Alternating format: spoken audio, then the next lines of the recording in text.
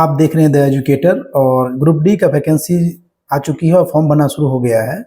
2 दिन हो चुका है और सबसे अधिक प्रॉब्लम जो कैंडिडेट को आ रहा है वो इस रिगार्डिंग आ रहा है कि ओबीसी का कौन सा फॉर्मेट चलेगा, एनेक्स्टर 2 बनवाना पड़ेगा या नहीं बनवाना पड़ेगा, क्या एनेक्स्टर 2 बनवाना ज़रूरी है या अभी के लिए छोड़ दें, डीवी के समय डायरेक्ट बनवा लेंगे। ये सब बहुत इशू चल रहा है कैंडिडेट के दिमाग में। तो थोड़ा सा मैं इस पर बात करूँगा और क्लियर कर दूँगा कि क्या सही और क्या गलत है। सबसे पहले क्या होता है और क्या नहीं होता है इस पे बात नहीं करेंगे। बात करेंगे कि नोटिफिकेशन में क्या लिखा है। जो नोटिफिकेशन में लिखा होगा वही मान्य होता है। उसके अलावा किसी आरआरबी में डीबी के समय मांगे या ना मांगे वो दूसरी बात है। एनेक्स्टर 2 फॉर्मेट में है या नहीं है वो भी दूसरी बात है। नोटिफिकेशन में क्या कर रहा है वो देख लेते हैं। जैसा कि मैं अभी खोल के बैठा हुआ हूँ, इसमें दिया गया है कि the OBC candidate claiming reservation under the OBC category, जो भी ओबीसी कैंडिडेट हैं जो ओबीसी कैटेगरी में रिजर्वेशन के लिए क्लेम कर रहे हैं, must produce an OBC non creamy layer certificate, यानी कि उनको ओबीसी एनसीएल सर्टिफिकेट प्रोड्यूस करना पड़ेगा, मस्ट है वो, इन द प्रिस्क्राइब्ड फॉर्मेट एनेक्स्टर 2। जो एनेक्स्टर 2 इसमें दिया गया है उस फॉर्मेट में देना है, उस फॉर्मेट में देना है। इशू ऑन और आफ्टर अप्रैल 1 2025। इशू जो होना चाहिए डेट उस ओबीसी का या तो अप्रैल 1 2025 और उसके बाद, but not later than the closing date of application of this CN, यानी कि जब ये क्लोजिंग डेट इसका 2 तारीख है उसके बाद का नहीं होना चाहिए। ठीक है। आगे क्या कहता है कि the certificate number, date of issue and caste as mentioned in the certificate must be provided in the application. Certificate पे जो भी होगा उसको एप्लीकेशन में फिल कर देना है। The OBC candidates caste should be listed in the current updated central list of OBC. और उसके बाद जो ओबीसी कैंडिडेट हैं वो जो ओबीसी के लिए क्लेम कर रहे हैं वो सेंट्रल लिस्ट ओबीसी में होना चाहिए। कुल मिला के इस बात का सारांश, मेन मुख्य बिंदु यह निकलता है कि अप्रैल 1 2025 से लेकर 2 मार्च 2026 के बीच का ओबीसी होना चाहिए सेंट्रल वाला, पहली बात।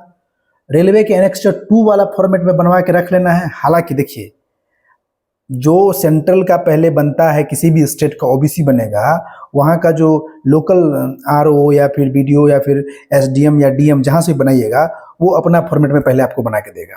ठीक है, सिंपल सा लॉजिक है। कोई भी रेलवे के फॉर्मेट में डायरेक्ट बना के नहीं देता है, पहले वो अपना फॉर्मेट में बना के देगा। उस फॉर्मेट का जो नंबर होगा वही नंबर रेलवे के एनेक्स्टर 2 वाले फॉर्मेट पे चढ़ा देगा, उस पे साइन कर देगा, सील कर देगा। इतना ही तो करना है, इसके लिए इतना परेशानी क्यों? और ये जो चीज है अब यहाँ पे लिखा भी है, इसमें ऐसा नहीं कि इसमें लिखा गया है कि ड्यूरिंग डॉक्यूमेंट वेरिफिकेशन के समय the OBC candidate claiming reservation must submit the OBC NCL certificate as detail above. मतलब कि उस समय जो ओबीसी कैंडिडेट जो ओबीसी के लिए क्लेम किए हैं उनको जो ऊपर, यानी ऊपर जो लिखा हुआ है 8.5 पैरा नंबर में, वो पूरा का पूरा सबमिट करना पड़ेगा। यानी कि पुराना वाला भी करना पड़ेगा, जो फॉर्म भरते समय वो भी आपको शो करना पड़ेगा। ये सच्चाई है कि जब हम लोग डीवी के लिए जाते हैं तो करंट ईयर का भी बना के जाते हैं, ये सत्य है। और रेलवे जो है सो मोस्ट ऑफ जो जोन्स है जहाँ पे डीवी होता है वो करंट ईयर का ही लेता है, ये भी सच्चाई है। लेकिन नोटिफिकेशन में लिखा हुआ है ये बात कि उस पीरियड का उस समय आपको मांग सकता है, आपको दिखाना पड़ेगा। तो इसीलिए मैं सबसे यही रिक्वेस्ट कर रहा हूं कि सेंट्रल लिस्ट तो आपको बनवाना ही पड़ेगा। वो नहीं बनाओगे तो आपको तो ओबीसी क्लेम कर ही नहीं सकते। जब वो सेंट्रल लिस्ट आपका बन ही जाएगा, वही नंबर तो रेलवे वाले एनेक्स्टर में चढ़ाना है, तो वही नंबर चढ़वा के साइन मोहर करवा लीजिए। इतनी सी तो काम है, इसके लिए क्यों इतना परेशान होना। बाकी जो है सो जो फॉर्म भरते समय जो नंबर देंगे वो नंबर तो वही रहेगा जो पहले आप बनाओगे, जो डीएम या एसडीएम या आरओ जो भी बना के देगा सेंट्रल वाला वही रहेगा नंबर। बस एनेक्स्टर 2 का झंझट है, तो एनेक्स्टर 2 फॉर्म भर लीजिए, उसके बाद बना लीजिए। लेकिन एनेक्स्टर 2 इस पीरियड का भी बना के रखिए। आपसे मैं ये रिक्वेस्ट करता हूँ, किसी की बातों में जो कि हमारा चेक नहीं हुआ था, ऐसा नहीं हुआ था, वैसा नहीं हुआ था, ये सब नहीं करना है। नोटिफिकेशन में जो लिखा हुआ है वो ही आपको पूरा का पूरा करना पड़ेगा। क्योंकि आदमी लोग जो है सो बरगला देता है कि नहीं हमारे यहाँ तो नहीं मांगा था, करंट का मांग लिया था, उस समय का तो नहीं मांगा था। ऐसा नहीं करना है, जो नोटिफिकेशन में लिखा हुआ है उसको बस फॉलो कीजिए।